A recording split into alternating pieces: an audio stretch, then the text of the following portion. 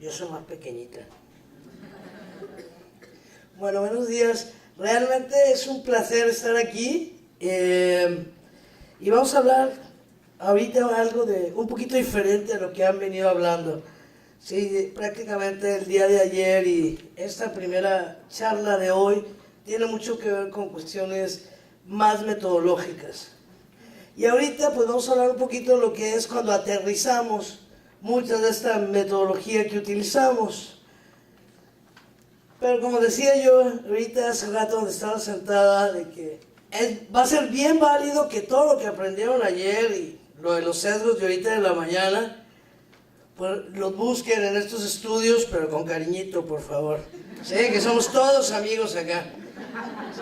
No, ustedes van a ver cómo yo, lo que yo les voy a presentar, pues les digo un poquito de ventaja, porque ni es ciencia básica pura, ni es epidemiología. Vamos a hacer una combinación de las dos. Y vamos a empezar un poquito, como ustedes ven, el título es Susceptibilidad a cáncer en mexicanos. Cuando nosotros hablamos de susceptibilidad, pues finalmente ¿a qué nos estamos refiriendo? A algo que ya sabemos perfectamente en la actualidad, que no todas las personas pues tenemos la misma probabilidad de sufrir una misma enfermedad y mucho menos con la misma magnitud. Entonces, con esta premisa, pues ya de un tiempecito atrás, no muy atrás, pues empieza a surgir este interés por hacer estudios en epidemiología genética. ¿Sí? Realmente yo sí, bueno, quería comentarles, tanto mi grupo como yo, nuestra área de expertise, como mencionado previamente, ha sido siempre en diabetes, obesidad, síndrome metabólico, y recientemente, afortunadamente, nos empezamos a incurrir en el estudio de cáncer en México, y nos hemos llevado grandes sorpresas. Entonces ahorita, para empezar, voy a ir hablando poco a poco de lo que hemos estado haciendo, pero sí me gustaría mencionarles un poco de qué es epidemiología genética. Epidemiología genética es algo así que, o sea, todo el mundo habla y se oye muy elegante. Decir, ¿a qué te dedicas? Epidemiología genética. La epidemiología genética tiene dos grandes vertientes. Una es los estudios de susceptibilidad, tratar de buscar estas poblaciones más vulnerables, con mayor riesgo de desarrollar una enfermedad, y la otra, que es bastante más nueva, es la epidemiología genética un poquito más aplicada, que es a través de estos estudios de marcadores buscar nuevas dianas terapéuticas, ¿sí? Que hay quienes les dan el nombre muy elegante de farmacogenética, farmacogenómica, etc. El día de hoy yo les voy a presentar dos ejemplos de estudios que tenemos, uno orientado a la epidemiología genética para la búsqueda de nuevas dianas terapéuticas o biomarcadores desde un punto de vista más funcional, y otro tratando de, a través de biomarcadores, identificar poblaciones con mayor susceptibilidad o mayor riesgo de desarrollar cáncer. Nos vamos a centrar en cáncer cervicuterino, que es un problema muy importante, es un problema prioritario de salud pública en México. Ya que México pues es un país que tiene dos grandes caras y se está enfrentando a problemas de salud, o sea, hacia los dos polos. Sigue presentando estos problemas de los países en vías de desarrollo, como el cáncer cervicuterino, y además se está enfrentando a los problemas de salud de los países desarrollados, como son las enfermedades crónicas, como la diabetes y el síndrome metabólico. ¿Sí? Obviamente sabemos que con los grandes avances que hay, ayer platicamos con Eric lo de el análisis por secuenciación de segunda generación, etcétera. ¿Sí? Con los grandes avances que hay, pues ahora pareciera más fácil poder identificar aquellas poblaciones o aquellas personas que son más susceptibles a desarrollar diversas enfermedades, incluyendo cáncer de mama, de ovario y cáncer cervicuterino. ¿Sí? Pero aquí hay algo bien importante. Pareciera fácil, quiero aclarar, pero vamos a recordar que el cáncer pues es una enfermedad compleja, y muy compleja, más compleja de lo que quisiéramos. ¿Sí? Yo podría decir por mi área de estudio, y quizás muchos de los que están aquí podrían brincar y decir, el cáncer es una enfermedad genética. ¿Sí? Los oncólogos van a decir, no, no es una enfermedad genética. ¿sí? Sin embargo, yo les explico por qué decimos que es una enfermedad genética, ¿sí? Porque aunque los factores genéticos no son la causa directa de la enfermedad, sí son causas necesarias. Y ahorita vamos a ver cómo en el cáncer uterino. Cáncer uterino sabemos perfectamente que se requiere el virus del papiloma humano, como lo mencionaron previamente. Pero el virus del papiloma humano es una causa necesaria, pero no es suficiente.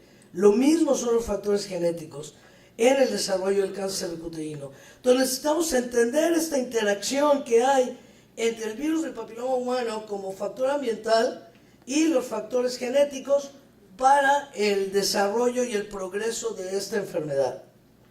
Entonces, y es lo que les quiero poner acá. Este es un diagrama de lo que consideramos que está ocurriendo realmente. Entonces, existe una interacción entre factores genéticos y factores ambientales, donde en los ambientales vamos a localizar al virus del papiloma humano y en los factores genéticos hay múltiples. Yo me centro en algunas citocinas como la interleucina 10 y en un gen que lleva el nombre de AGNA, y la interacción entre ambos es lo que realmente nos da el fenotipo. Obviamente este fenotipo es cambiante y con el tiempo como va avanzando la enfermedad, ¿sí? Entonces el cáncer cervicuterino pues es la segunda causa de muerte en mujeres en México, ¿sí? Y como les vuelvo a repetir, el papilomavirus, que sabemos que es el factor etiológico o sea, no hay cáncer cervicuterino sin papilomavirus, pero es una causa necesaria, pero no es suficiente. Requerimos entender qué es lo que está ocurriendo a partir de que nos infectamos con el virus del papilomavirus. ¿Y qué sabemos en la actualidad? Que requerimos de la persistencia viral. Y para que haya persistencia viral, entonces requerimos que haya ya sea mecanismos de evasión del papilomavirus o mecanismos propios del hospedador que permitan esa persistencia viral. Y son los dos ejemplos que voy a poner. Vamos a hablar primero de AGNA. AGNA lo que nos ayuda es un biomarcador que nos va a permitir por parte del hospedador que haya una pobre respuesta y por lo tanto persistencia viral. Y L10 es una citocina que se asocia a evasión por el papilomavirus de la respuesta inmune y por lo tanto la suma de ambos nos condiciona a persistencia viral. Entonces, los factores de susceptibilidad o los factores de riesgo que se asocian a infección por papilomavirus y por lo tanto al desarrollo o al establecimiento de cáncer cervicuterino, pues son, bueno, ya sabemos que es el papilomavirus de alto riesgo. Vamos a hablar principalmente de 16 y 18, que son los más prevalentes en nuestro país, ¿sí? Tenemos los factores medioambientales, donde ponemos de número 1 la infección por papilomavirus, ¿sí? Y luego tenemos, bueno, las variantes del papilomavirus a mayor riesgo, como 16 y 18, pues tenemos más riesgo de cáncer cervicuterino. Y por otro lado tenemos la respuesta inmunogenética o inmunosupresión del hospedador.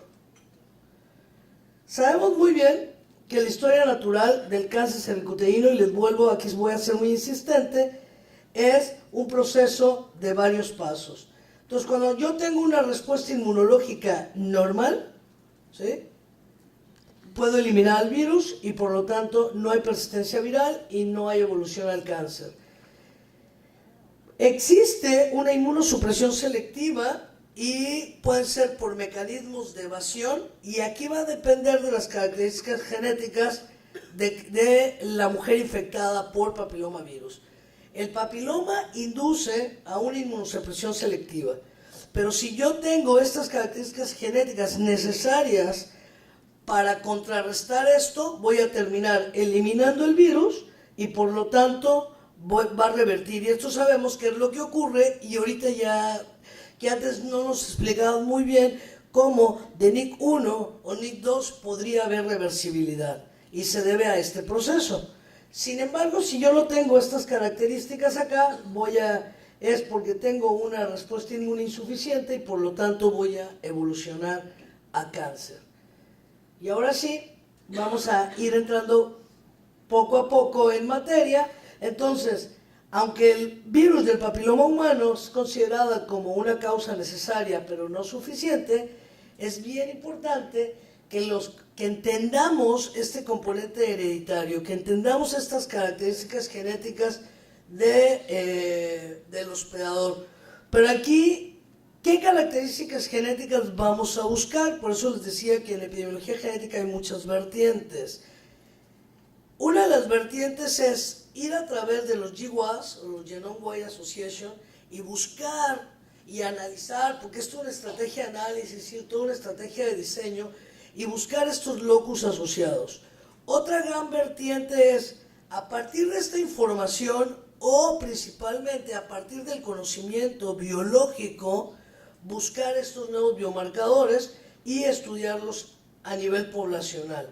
Entonces, a lo mejor ustedes han oído, entonces hablamos de lo que es la vertiente del GWAS y la vertiente de funcional, de la búsqueda de biomarcadores desde un punto de vista funcional. Y es un poco nosotros, los polimorfismos genéticos, entonces, en genes críticamente funcionales, como en la respuesta inmune, es el enfoque o es el objetivo que tiene nuestro grupo ahora en los diferentes estudios de cáncer, más que a la búsqueda general a través de los GWAS. ¿Sí? Entonces vamos a hablar, este es un estudio que nosotros tenemos, donde buscamos o tratamos de determinar ACNA como un factor de riesgo genético para cáncer cervicuterino y para lesiones intraepiteliales. Se han propuesto muchísimos factores genéticos en cáncer cervicuterino, pero hay que recordar que solamente aquellos relacionados con el complejo mayor de histocompatibilidad han sido consistentes en las diferentes poblaciones.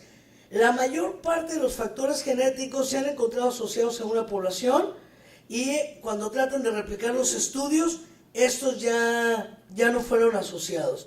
Únicamente han sido consistentes los del complejo mayor de histocompatibilidad. Entonces, ¿qué hicimos nosotros? Y entonces es un poco la estrategia que estamos siguiendo y que estamos proponiendo para la búsqueda de estos biomarcadores en cáncer. Entonces, nos basamos en estudios de mapeos genómicos. En este caso, en este estudio describen un LOCI para cáncer cervical a través de un mapeo genómico. ¿Sí? Y el locus que proponen asociado a cáncer cervical se encuentra localizado en el cromosoma 9. Y como ven, con una verosimilitud o máxima verosimilitud bastante buena de 1.95. Entonces, ¿qué es lo que hicimos nosotros? Lo que hicimos fue ir y buscar en este LOCI qué genes se encontraban localizados. Cuando identificamos los genes que se encontraban localizados aquí en este LOCI, vimos que habían 4 genes potencialmente candidatos como reguladores de la respuesta inmune asociados a cáncer cervicuterino. De estos 4 genes, nosotros seleccionamos que se llama ACNA, y ahorita les explico por qué y cómo fuimos siendo. ¿Quién es ACNA? O sea, ¿y por qué ACNA? Entonces, ACNA es un factor de transcripción que participa en la maduración linfocitaria. Además, es un factor de transcripción que participa en la regulación de moléculas como CD40 y su ligando, que son necesarios para activar diversos genes como interferón gamma, que se requiere para evitar la persistencia viral del virus del papiloma humano. Entonces, lo siguiente que hicimos fue estudiar el gen en su totalidad, ¿sí? Y ver todos aquellos polimorfismos reportados en el gen y cuáles de estos polimorfismos podrían tener un potencial efecto funcional. ¿Sí? Entonces,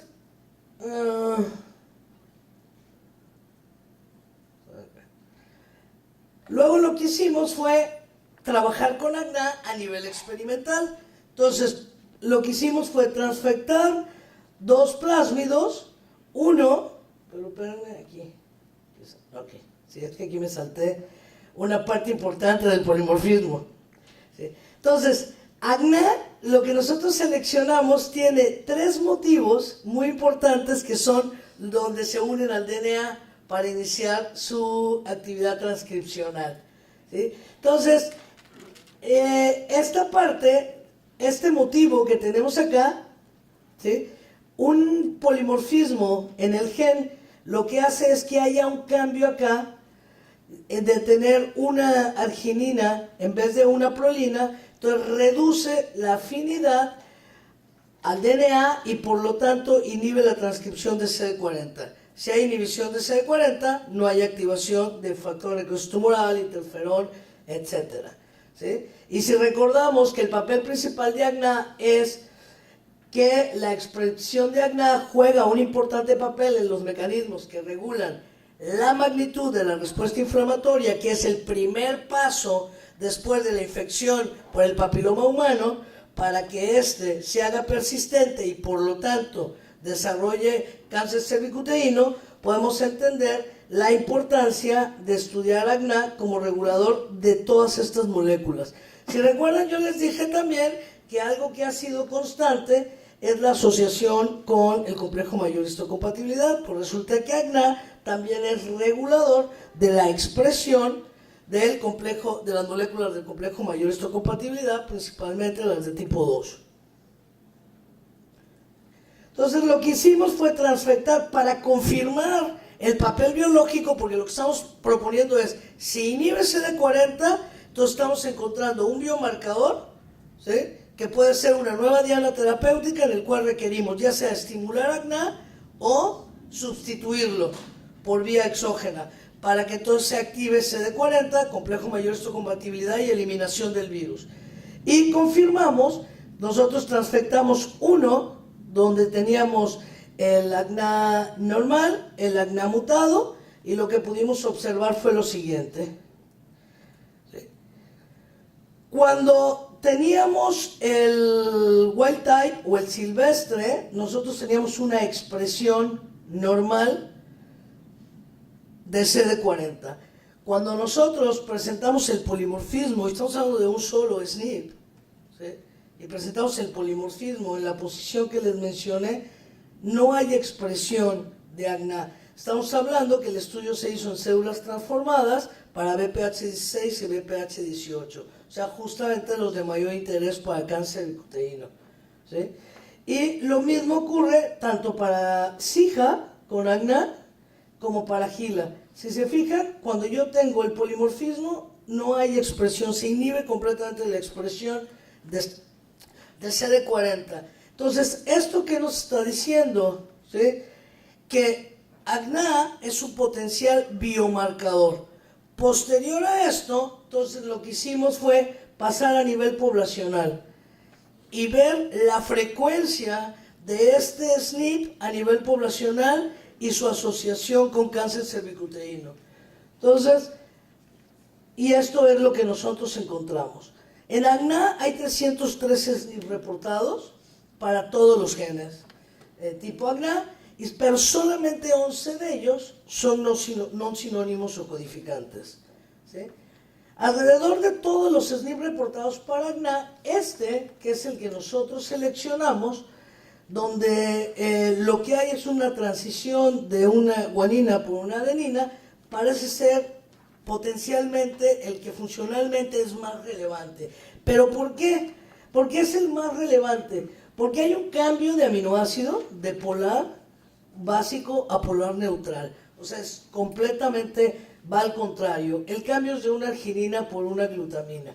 Y este cambio lo que hace es que haya también un cambio en la longitud de la cadena, lo que inhibe la movilidad de la cadena y por lo tanto afecta directamente la especificidad y afinidad de la unión del DNA a la proteína. O sea, AGNA no se une al DNA, no hay transcripción. Y esto es lo que nosotros encontramos, ¿sí? Nosotros hicimos una clasificación en mujeres sanas, con lesiones con NIC1 y NIC2 y con cáncer cervicuterino. Y los resultados, que son los que ven aquí, En esta publicación lo que encontramos fue lo siguiente. En frecuencia, es la variante que inhibe completamente la expresión de CD40 la encontramos solamente en el 8.33% de las mujeres sanas. Sin embargo, estuvo en el 75% de las mujeres con cáncer cervicuterino. Entonces, realmente estos resultados fueron impactantes. A partir de ahí dijimos, bueno, vamos a ver realmente con medidas de asociación qué es lo que encontramos. Y lo que encontramos fue una OR de 3.66, ¿sí? Si bien es cierto, el valor de P es muy pequeño, tanto en la razón de momios cruda como en la razón de momios ajustada, y nuestro intervalo de confianza es amplio, y esto se debe al tamaño de muestra. Esto a nosotros no nos generó mucho ruido porque como partimos del punto de vista funcional y de los estudios a nivel de laboratorio y demostramos su participación biológica, ¿sí? Si nosotros hubiéramos partido exclusivamente a nivel poblacional, nos podría meter mucho ruido el resultado porque nuestro tamaño de muestra fue muy pequeño. Pero tenemos la evidencia biológica en los estudios a nivel de líneas celulares. Entonces, simplemente esto nos confirmó lo que nosotros habíamos visto en el laboratorio, ¿sí? Que ACNA parece ser un factor genético de suma importancia asociada con la progresión de cáncer cervicuterino, ya que participa en la regulación de diversos factores de transcripción y otras células inmunocompetentes que tienen que ver con la resistencia o progresión, es decir, con la persistencia viral. ¿Y cuál es el impacto en salud pública? Porque finalmente nuestros resultados pues, los podemos publicar y pueden ser muy impactantes. ¿Cuál es la traducción que le damos nosotros a esto en salud pública? En México vemos 112 millones de mexicanos, de los cuales somos 57 mujeres, 57 millones de mujeres. Si nosotros en 57 millones de mujeres, tenemos muchas mujeres en México, ¿sí? Si nosotros nos centramos en el grupo informativo para impacto en salud pública, es en las mujeres sanas, ¿sí? Porque científicamente, pues, qué padre, ¿no? O sea, cuando yo vi mis resultados y dije, pues el 8% de los sanas, 75% de las mujeres, pues ya la hice, esto ya es publicable, ¿no? Porque ya impactó. Pero ¿qué buscamos? Realmente lo que buscamos es contrarrestar el cáncer cervicuterino en México. Entonces vamos a centrarnos en ese 8%. ¿Y ese 8% qué es? Ese 8% en las mujeres sanas o aparentemente libres de la enfermedad, y además, o sea, lo que nos está diciendo es que la población vulnerable en México, si se llegase a infectar de cáncer cervicuterino, porque eran mujeres no infectadas, sin lesión, sin BPH y sin proceso inflamatorio ni nada, confirmadas por diagnóstico, significa que si se llegasen a infectar tenemos 4.6 millones de mujeres vulnerables en caso de infectarse a desarrollar cáncer cervicuterino. Entonces, ¿qué sigue ahorita? Establecer los programas de prevención y volvemos a regresar a epidemiología genética y ahora sí al enfoque de búsqueda de grupos vulnerables. Lo que sigue es a través de estudios poblacionales a gran escala la búsqueda de estas mujeres con mayor susceptibilidad a persistencia viral de cáncer cervicuterino. ¿Y qué hacer con ellas? Pues bueno, ellas son aquellas mujeres que van a ser candidatas a vacuna, independientemente, sabemos que la vacuna tiene un rango de edad, o sea, pero hay veces que no podemos ser tan estrictos. Si es una mujer que no se ha infectado, todavía está en edad reproductiva y además pertenece al grupo vulnerable, es el grupo de mujeres en las que nos debemos de centrar. Y esa es una de las grandes aportaciones que hace la epidemiología genética, independientemente de las directrices y desde dónde iniciemos el enfoque. No sé cuánto tiempo me queda. Ah, perfecto. Bueno, entonces, el siguiente estudio que yo les decía era, el otro era búsqueda de un biomarcador y lo demostramos de manera contundente Y posterior a eso dijimos, bueno, eso es por un lado, pero por el otro lado, ¿qué es lo que está pasando? Por el otro lado, entonces tenemos la respuesta inmune. Dentro de la respuesta inmune, nuestro candidato fue interleucina 10. ¿Por qué? Ante una respuesta normal, nos infectamos con el virus, hay una activación de la respuesta inmune, se produce interferón gamma y matamos al virus. Pero si yo tengo un aumento de interleucina 10, lo que hace es bloquear al interferón gamma y por lo tanto persistencia viral, ¿sí? Aquí también ¿qué hicimos? Nos fuimos a biopsias y demostramos, ¿sí?, que hay una mayor expresión a nivel de cervix de interleucina 10 en las mujeres con cáncer cervicuterino. Entonces la pregunta que nos hicimos, bueno, ¿y a nivel sistémico qué está pasando?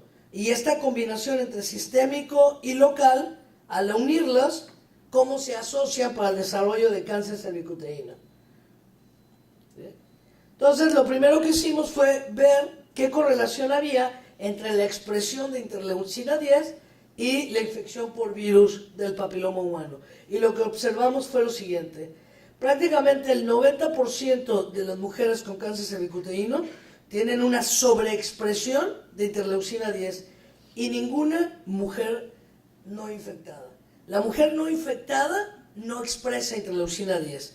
Entonces, interleucina 10 nos está diciendo a gritos que tiene que ver con persistencia viral. De ahí lo que hicimos fue entonces buscar qué tenía que ver la interleucina 10 con el virus del papiloma.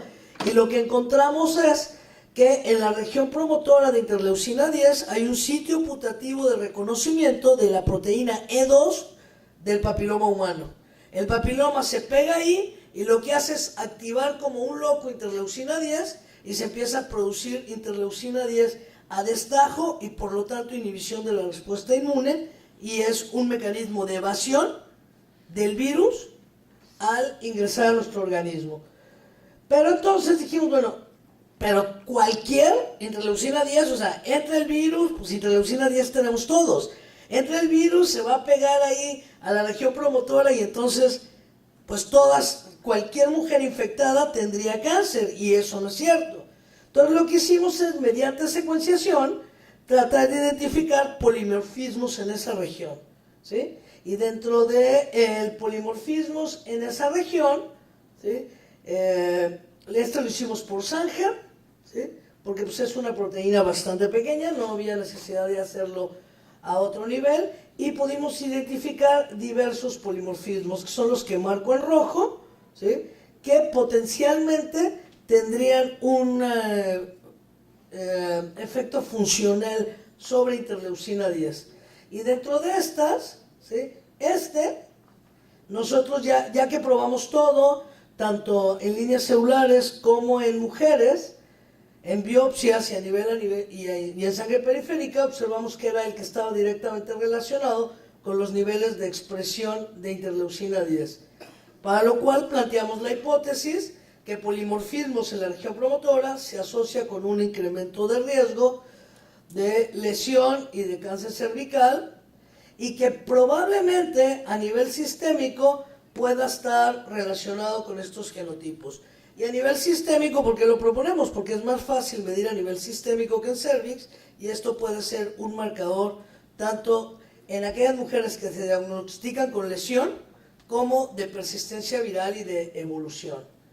Y bueno, este es el estudio, me lo voy a saltar. Estas son las características generales, y lo que nosotros encontramos fue justamente por el que apostamos. Bueno, encontramos asociación, estudiamos estos otros tres, no encontramos ninguna asociación. Este es un estudio más completo que el primero.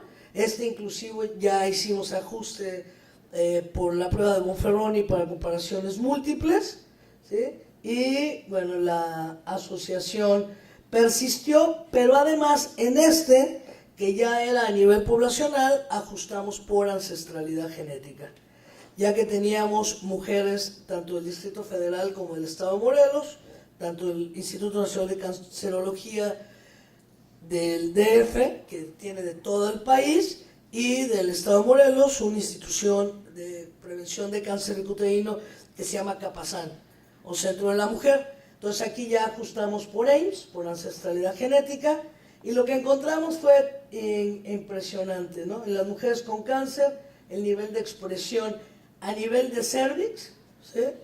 Este es a nivel de cervix y este es a nivel periférico, es impresionantemente mayor, como pueden ver, ¿sí? Este es a nivel sistémico, es menor que a nivel cervix, pero sin embargo hay una diferencia realmente significativa entre las mujeres con cáncer contra las mujeres sanas, como en el primer estudio que hicimos en líneas celulares. Y bueno, me voy a adelantar un poquito, estos simplemente son resultados confirmatorios.